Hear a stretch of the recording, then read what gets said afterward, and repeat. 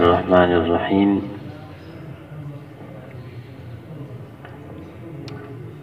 د سیرت د ابولهب د کردار خبره مونږ وکړه چې د ابولهب او د عبدالله ابن ابی کردار یو چې دا د نبی علیہ السلام مخالفت ولیکو. دا یو سوچ سمجا منصوبه وه او کله چې نبی علیہ السلام دعوت پیش کو نو په هغې باندې ابولهب پوه شو چې ابولهب په هغې باندې پوه شو چې زما مشرۍ ته خو نقصان ورسېدو، ما چې کومه ګراونډ تیار کړی و د بنو امیه و د جوجینۍ سره چې به یو سترګه ړنده وه د هغې سره ما نکاح م وکړه او نبی علیہ السلام راغی او دا خبرې شروع کړه. نو ابولهب ته پته ولګېده چې زما به هر څه اوبه واوښتې. بل دا خبره هم ته زده کول غواړي چې ابولهب کومه خبره زده کړو نو هغه موږ له هم زده کول پکار دي چې د ابولهب پړکي علم خو راسره یې که نه چې ابولهب ته د نبي علیہ السلام د خبرو نه پته ولګېده چې د دې مخې ته د چا مشري نه چلیږي، ټول خلک به پیغمبر پسې ځي او پیغمبر په چا پسې نه ځي، که غریب دی او که مالدار دی او که د دنیا حکومت دی او که د دنیا بادشاهت دی. دومره خو دا مسلمانان په دې پوه شي که نه چې په کومه باندې ابولهب پوه شوی موږ له ورې دومره پوهه پکار ده او په کومه باندې چې فرعون پوه شوی و نو په هغې هغومره پوهه هم زموږ څه پکار ده چې موسی علیه السلام چې کله کومه خبرې کولې نو د فرعون ذهن ته دا خبره راغلوه چې انی اخاف ان یبدل دینکم، زه یېرېږم چې دا سړی چې دی نو دا ستاسو دین بدلوي. د دین هم تا ته پته ولګېده چې دین یوازې د مانځه او داسه نوم نه دی، که نه دي بني اسرائیلو منځونه او دسونه کوله. نظام بدلول توحید باندې هغه ایښودل دا یو حصه ده، دا د دین یو حصه ده او یو جز دی. اگر چې ټول دین دقه نه دی چې صرف بدلول ته واخلي، ټول دین دقه نه دی. نو خبره مې دا کوله چې ابولهب او فرعون او د دشمنانو چې کومه دین یاد کړی پکار ده چې حقه خو مونږ ته یاد دي که نه. یو پیر چې دی نو دا به مخکې به د سیرت کې هم راځي خو هغه واوره چې دا امیه د نبي علیہ السلام خواله راغی، ابوالولید چې ورته وایي، او نبی علیہ السلام ته ویله ګوره دا خلک چې دی نو ټیک ټاک خلک و چې ته راغلی نو مختلف شو، ته دې شی وکړه چې که ستا بادشاهي مقصد یې چې مونږ بادشاهي تاله درکړو، که ستا د مکي مشري مقصد یې چې سرداري هغه دله درکړو، او که ستا باندې پیریان یې نو ته ووایې چې د هغې علاج دې وکړو. او د ښځې دا خبره به پکې غالبا چې نه وي چې یاره که ته ښځه غواړې چې موږ ښځه درکړو. دا نبي علیہ السلام دومره هم ښکته نه وګورئ، د مشرکانو په نظر کې نبي علیہ السلام نعوذ بالله ښکته و، خو دومره ښکته هم نه و چې نبي علیہ السلام ګنې ښځه غواړي. دا خبره مړه هغو څنګه کوله؟ داسې اعتراضونه ګورئ چېرته مشرکانو نه دي کړ، ښه چېرته مشرکانو نبي علیہ السلام ته نه دي ویل نعوذ بالله نعوذ بالله چې ته زناکارې یا څه دا خبرې ګورئ یا ته غلې. داسې خبرې هغوی ته هم پته لګېده چې دا نبي علیہ السلام چې دی دا هر څه کوي خو دا خبرې نه کوي. ګورئ د دې وجې نه دا خبره کول چې به تا ښځه غواړئ چې مونږ دله ښځه درکړو، دا چا نبي علیہ السلام ته نه شو ویلی. مړه نبي علیہ السلام داسې کردار و داسې شکل و صورت یې و چا ورته داسې خبره نه شوه کولی. نو نبي علیہ السلام ورته وویل ویل ابوالولید ستا خبره ختمه شوه؟ نبي علیہ السلام هغه ویل او زما خبره ختمه شوه. نبي علیہ السلام بسم الله وکړه او قرآن یې شروع کړو، سورت الف لام میم السجده شروع کړو. شروع یې کړو نو دې آیات ته چې ورسېدو د هغه دا رنګ چې دی نو زیړېدو دې آیات ته ورسېدو چې فإن أعرضوا فقل أنذرتكم صاعقة مثل صاعقة عاد وثمود. که دا خلک اعراض کوي د مکې دا مشرکان مخ اړوي، نو زه تاسو له یره در کومه د هغه چغې نه چې هغه په عادیانو و سمودیانو باندې راغلو. دا امیه را پاسېدو، د نبي علیه السلام په دې خوله باندې لاس کېښودو، ویل نبي علیه السلام داسې مه وایه داسې مه وایه، او ته خو ډېر ښه سړی دا خبرې مه کوه. ګوره واپس چې لاړو که نه، نو هغوی ته څه ویله،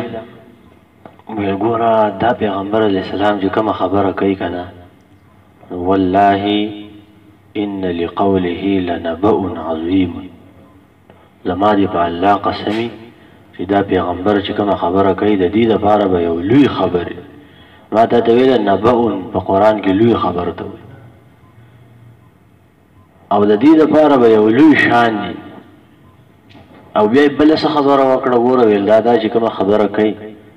زما د هغه ګمان دا دی، یقین مې دا دی چې دا به په عربو باندې غالبه کېږي. نو ای خلکو که دا په عربو باندې غالب شو، نو ستاسو سړی دی بس غالب شو، نو ښه خبره ده که. او که چېرته دا غالب نه شو، چا مغلوبه کو، نو بس بیا خو ستاسو کار وشو، غیر راغی او ستا کار یې وکړو. د دې درې مثالونو نه زما تاسو ته دا مقصد دی، ستاسو د ذهنونو ته یو بل شی کلیک کومه چې دا دین مونږ دلته د کافرانو نه لږ یادو. دا مسلمانان به ځای پرېږده، دا کتابونه یې پرېږده، دا دین مونږ لږ د کافرانو نه یادو. ابو لهب چې د نبي علیه السلام مخالفت کوو نو ولې کوو، هغه ویله چې زما مشري نوره نه چلي، او دا دین غواړي مشري. دا چې په لس کې په سر کې لس ښکري او غریب او مالدار ټول به پیغمبر پسې ځي، که لا نړو پسې نو ګمراه دی او تباه او برباد دی. که اقوام متحده ده او که امریکا ده او که پلانې دی او که پلانې دی، چې په پیغمبر پسې لا نړو نو تباه او برباد دی. اگر چې په دنیا کې به شکر رو پري. او دویم مثال مې درته د پیرون ویلو چې د پیرون نه به موږ خپل دین زده کوو. هغه دا دی چې هغه ویل چې دا موسی علیه السلام چې څه کوي، ویل دا خو دین بدله، خو انی اخاف ان یبدل دینکم، ستاسو نظام بدلی. او دریم دا امیه چې دا دین به غالبه کېږي. د دې درې مثالونو زما مقصد دا دی چې کافرانو ته هم دا پته لګېدل و، خو دا مسلمانانو ته پته ونه لګېده چې دین غلبه م غواړي. د دې خلکو خبرو ته هم کله ناکله د دین نه اخطر. بله خبره به زه دا وکړم په دې ځای کې چې د سیرت کې دا ګورې تش سیرت نه دی، تش سیرت خو هسې تاریخي. په دې دغه کې زه پکې علمي دغه هم تاته کوم. دویمه خبره دا ده چې دین د امر او د نهي نه جوړ دی. ګورې امر ځان له یو فریضه ده او نهي ځان له فریضه ده. چې یوازې امر واخلې نو هم دا دین نه پوره کېږي، او چې یوازې نهي والې نو هم دین نه پوره کېږي. هم به امر کې خلکو ته او هم به نهي کې. نبی علیہ السلام امر هم وکړو چې خلکو منځ کوئ، بل امر یې دا وکړو چې توحید ومنئ، بل امر یې دا وکړو آخرت ومنئ، ما ومنئ چې زه پیغمبر یم. او دویم یې رد شروع کړو هلته، ویل ای خلکو ستاسو دا پلاران او دا نیکونه او ابا او اجداد غلط، لات او عزا او منات غلط دي، ستاسو دا کارونه غلط دي. نو دین ګورې د دې دواړو مجموعه ده. صحیح شو که نه؟ مونږ به دا ووایو چې زمونږ کومه تبلیغي ورونه دي، مونږ به ګورې په چا باندې رد د ډلهبازۍ د وجې نه کوو، او که مونږ کوو د ډلهبازۍ د وجې نه، بیا دې الله زمونږ غاړه ونښلي. صحیح ده که نه؟ زمونږ تبلیغیان رونه دا یو طرف رانیول، یو کار کوي چې امر کوي خو نهي نه کوي. د دې د وجې نه به تاسو ته تبلیغیانو علماو او د هغوی چې کومه ملګري دي هغوی به تاسو چېرته رد ونه یې، هغوی رد نه کوي، داسې نه وایي چې دا فلانې کار غلط دی غټ غټ علمایي یاره دا کار تاسو نه دی په کار هغوی امر کوي او د هغوی مسله دا ده چې هغوی دا وایي چې سړی امر وکړي نهي ورڅه په خپله راشي وایي ته سړی جومات ته راوله نو هغه به دا ګمراهي په خپله باندې پرېږدي لہذا داسې ورته مه وایه چې ته دا شراب پرېږده یا څه خو داسې ورته وایه چې مانځله راځه نو هغه به په خپله دقه پرېږدي دا خو ډېره ښایسته خبره ده خو زه دا ویما چې نبي علیه صلات وسلام دا چل نه دی کړی دا د پیغمبر طریقه نه ده طریقه دا ده چې په غلط دغه باندې به رد کې داسې به وی ستاسو د الله او منات نبي علیه السلام ویله دا غلط دي په دې نظام کې دا خبره غلطه ده رد به کې خلک به خفه کېږي که ډله کمېده کمېږي دي که نه مقصد خو ډله نه ده مقصد خو چې دی الله دی بل زه تاسو ته دا وایم چې په دې مکه مکرمه کې دا حالات کله سخت شو چې کله نبي علیه السلام رد شروع چې داسې نبي علیه السلام کولی چې راځئ تاسو لمونځ کوئ او دا یې نه ویلی چې دا لات او منات غلط دي او دا په ګمراهۍ و نو بیا به ګورئ نبي علیه السلام ته دومره مشکلات نه وی جوړ شو دا طریقه د پیغمبر دا چې رد به کول غواړي لہذا هغوی ته به مونږ دا خبره کوو په اخلاص باندې چې دا خبره ټیک نه ده صحیح ده که نه نو په دې خبرو ځان پوه کول غواړي مونږ دا م وایو چې د مولانا مودودي رحمه الله چې دی د هغه په فکر کې هم په بعضې ځایونو کې لږ دغه دی هغه مونږ بیانو هغه دا دی چې مولانا مودودي رحمه الله ټوله خبره دا کوي چې سیاست کې حاکمیت د الله قایم شي نو هغه دغه سوشل ساینسز چې دي په هغې باندې ډېر زیات ورغلی دی دغه ټیکول پکار دی دغه ډېر بیان یې کړی دی د هغې د وجې نه ډېرې ګوشې پاتې شولې دی خو دا مذهبي پهلو د دین ډېره د هغه نه پاتې شو ده د هغې ډکوالی چې دی دا خرم جا مراد کړی دی په اخلاص باندې او په توبه باندې او په للهیت باندې او په تهجد باندې په دې باندې کار خرم جا مراد کړی نو دا هر چا کې کمی شته او موږ څه پیغمبران نه یو زموږ په لیو کې دا کمی دی ګورې دین چې دی سیاست چې دی جزء من اجزائها و باب من ابوابها امام ابن قیم ویلی فالطرق الحکمیه بالسیاست الشرعیه چې دین چې دا سیاست یو جز دی د اجزاو د دین نه دا ټول دین نه دی لہذا دغه یوه شعبه د ځان ټیک کول غواړي نو اسی په دې خبرو کې به تاسو ځان پوه کوئ نو مرحله د څه شروع شوه دا معرکة الآراء مسله شو دغه شروع شوه او په مکه مکرمه کې دا دغه شروع شو د دریم کال نه بعد چې د هغوی د طرف نه هم دغه شروع شو د ظلم او د دې طرف نه صبر محض د دې طرف نه دا حکم و چې فاصبروا په قرآن کې چې دا صبر واقعات بیانېږي ډېر د بني اسرائیلو د موسی علیه السلام دا اصل کې نبي علیه السلام ته دا ټولې خبرې دي چې ګوره بني اسرائیلو موسی علیه السلام ته دا وویلو نو هغه صبر کړی دغه شان به ته صبر کې دغه شان فرعون په بني اسرائیلو ظلم وکړو نو دغه شان به مسلمانانو په تاسو باندې دوی ظلم کوي نو سیرت دې ویلی نو په قرآن به هم پوهېږي قرآن قصې نه دي که نه زه خو تا ته دا خبره بار بار کوم نو په دې کې معرکه شروع شوه د حق او د باطل او دې خوا د صبر حکم و صبر محض مکمل صبر او اخوا طرف نه مکمل جبر او ظلم شروع شو د دې نه یو دوه واقعات ویم نو بس خبره ختمه چې هغه موږ له پیدا راکوي په دین کې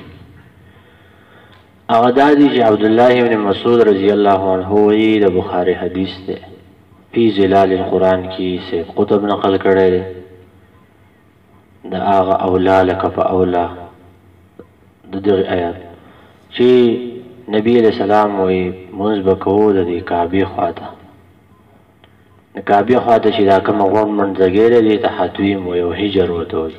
دا مشرکان به په هغې کې ناست و ګپونه به یې لګول او نبی علیہ السلام هغه رکن یمانی نه دی هغه طرف چې دی د دروازې خواته چې کومه ګوټ دی دغه نه و د هغې څه به سیدایې هغې طرف ته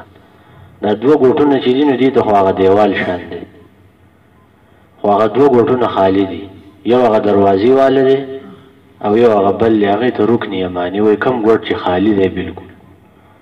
هغه ځای کې 80,000 ملایک ولاړي او دعاګانو باندې امین وایي تاسو کې څوک عمرې ته لاړ شي نو رکن یماني به خوا کې دعاګانې ویل پکار دي خاص کر دا دعا چې ربنا آتنا فی الدنیا حسنه وفي الاخرة حسنه وقنا عذاب النار او رکن یماني له لاس ورولم سنت طریقه ده او ښکلول یې نشته ښکلول د هغه لاس چې ته حجر اسود له وروړې او هغې ته اشاره هم نشته کې د دې لرې وی نو اشاره به ورته نه کې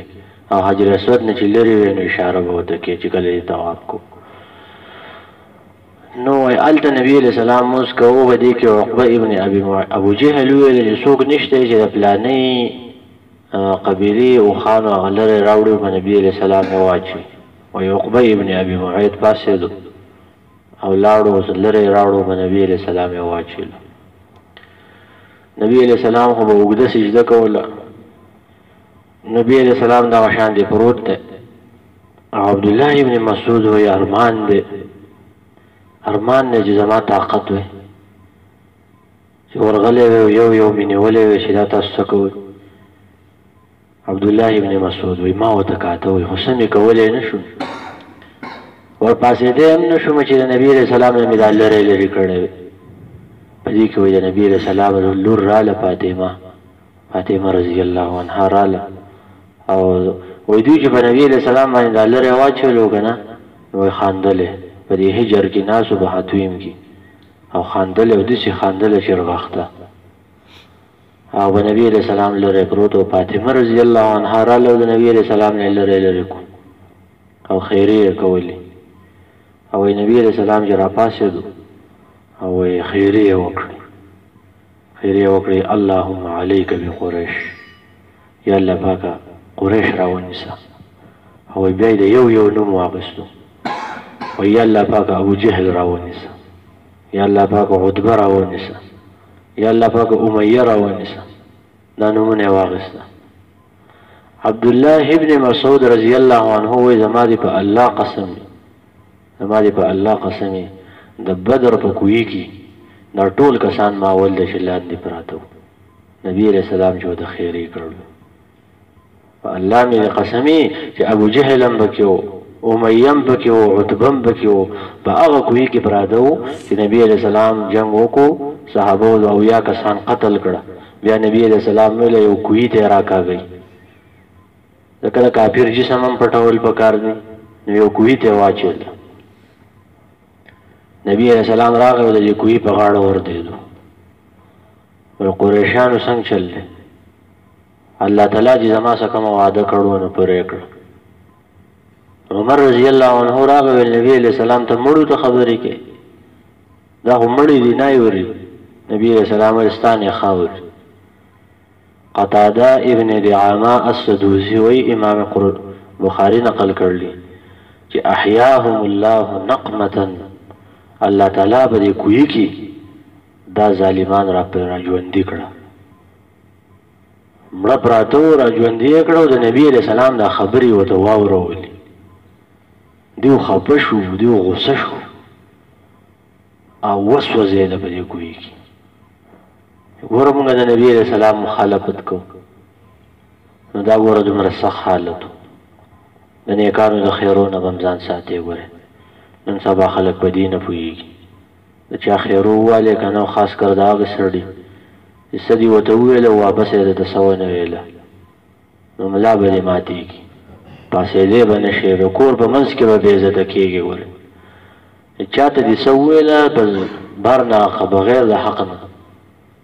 او هغه درته واپس هېڅ ونه ویله بس د هغې بدله بیا الله اخلي ګوره چې واپس یې درته څه وویله نو بس وشوه و چې هغه غلی شو نو بس په دقې سړي به الله راتاویږي ملا به ماتېږي او دغه فریاد الخلق عیال الله خلق د الله کوړمه ده ګوره حدیث دی خلق د الله کوړمه ده چا باندې به ظلم نه کې